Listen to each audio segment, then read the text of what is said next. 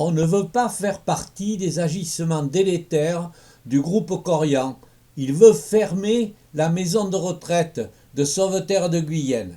Le maire de cette bastide du sud de l'Entre-deux-Mers. Le propriétaire de l'EHPAD de Sauveterre, le groupe Corian, a décidé du jour au lendemain de fermer l'établissement dans quelques mois et a annoncé ça le 21 septembre de manière extrêmement violente aux résidents, à leurs familles, aux salariés et au maire que je suis. Les raisons de cette décision reposent sur une réalité connue des familles.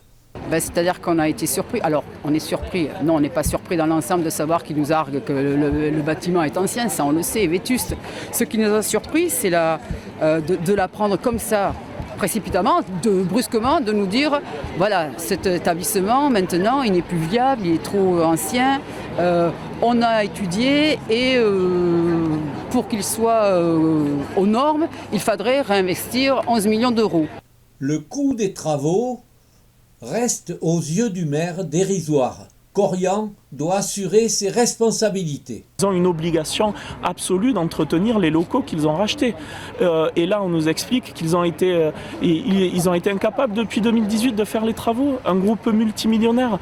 Bien sûr qu'ils ont fait le choix délibéré de ne pas faire ces travaux. Aujourd'hui, il est absolument impératif qu'ils reviennent à leurs obligations. J'en appelle à l'ARS, au département de la Gironde, pour leur rappeler leurs obligations. Quand on a une mission de service public, quand on a un patrimoine dans lequel vivent des gens, on entretient le patrimoine, on fait les travaux. Une situation suivie de près par les services départementaux. Même si la situation est angoissante pour les salariés, pour les résidents, je me réjouis de voir qu'il y a une vraie mobilisation des élus et puis plus largement des habitants de Sauveterre pour dire stop à ce transfert. On est sur un modèle qui est fou d'une certaine façon. L'impossibilité pour la puissance publique de contrôler la territorialisation de ces EHPAD. Et je pense que c'est ça qui est dénoncé aujourd'hui. Et j'avais envie d'être là pour soutenir ce combat. La présence à cette manifestation de délégués syndicaux montre l'importance de ce mouvement. Un groupe privé lucratif qui ne se gêne pas pour amasser des millions et 1 milliard, quand même 218 millions de chiffre d'affaires sur le premier trimestre et on liquide un EHPAD purement et simplement. On met les résidents dehors, les familles devant le fait accompli, les salariés en plan de sauvegarde de l'emploi, uniquement pour une raison financière. Il en faut toujours plus pour les actionnaires. C'est la marchandisation des... C'est complètement la marchandisation, ce que dénonce la CGT d'ailleurs, Corian depuis longtemps.